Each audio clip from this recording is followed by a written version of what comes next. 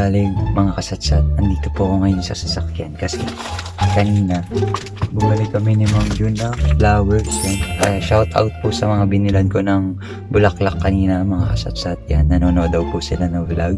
Ang oras na po ay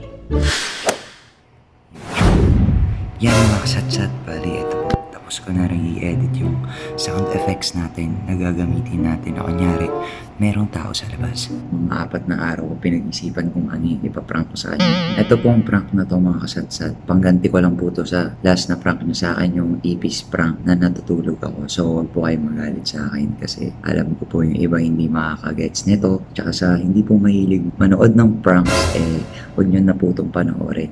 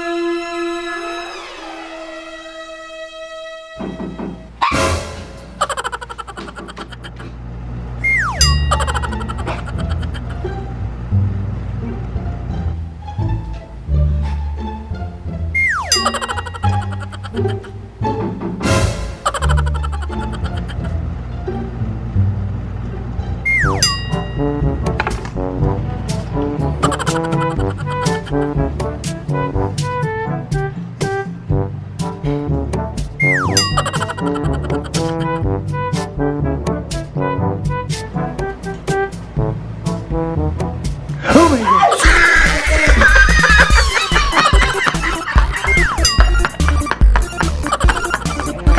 Ani, bilis! Tignan mo. Tignan mo yung tao. Tignan mo yung tao, bilis. May tao. Ikaw lang. Ikaw na. May tao yan. Wala. Totoo talaga, promise. Wala. Shit. Yung tsura mo. Bilis, buksan mo. Wala, oh, wala. Tignan.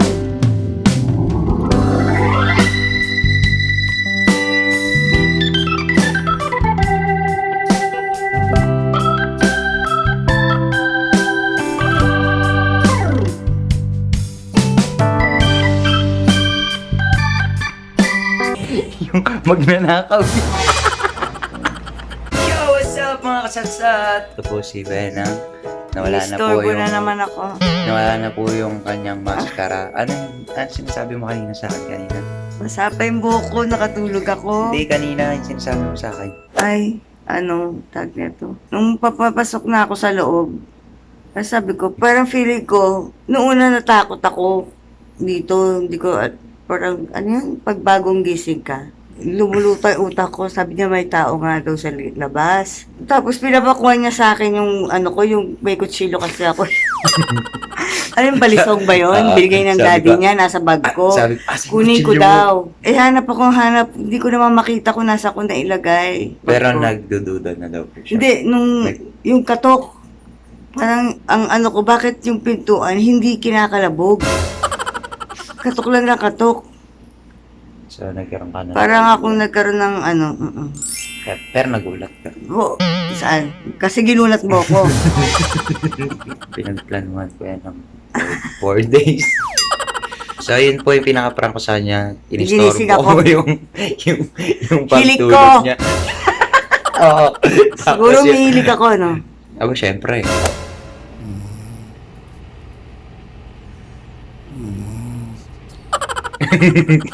Sana dapat- wag hindi totoo, sa totoo lang. Kasi anyway, yun. Oo. Nangyari na po kasi. Kasi, alam nyo mga kasatsat, kaya yan yung naisip ko. Magpapanik siya kasi nangyari na nga po sa kanya talaga yun. Wala po ako nun nasa... Pero nung nangyari sa akin yun, tahimik lang ako. Yung natutukan, pinasok ako sa loob ng bahay, tinutukan dalawang siya ng- lalaki. Ninakawan ako, tinutukan ako ng baril. Tapos tinalian ako sa buong katawan ko, pati bibig ko tinali. Siguro mga 2 years ago nung nangyari. Mm. Or last year. Last year lang. Last year lang Last po. year lang mga Eksakto kasatsat. last year. Guy. Tinali ako tapos kinulong ako sa loob ng bahay. Nung time na yun, Kinulong siya wala sa loob siya, ng nasa banyo. Santiago siya Wala. noon eh. Dito sa Manila nangyari yun. Sa Saktong kabilang wala. bahay namin. Sa bahay namin talaga. Sinaktong wala ako. Ang galing. Oo. So, ibig sabihin, Inside job. inside job po.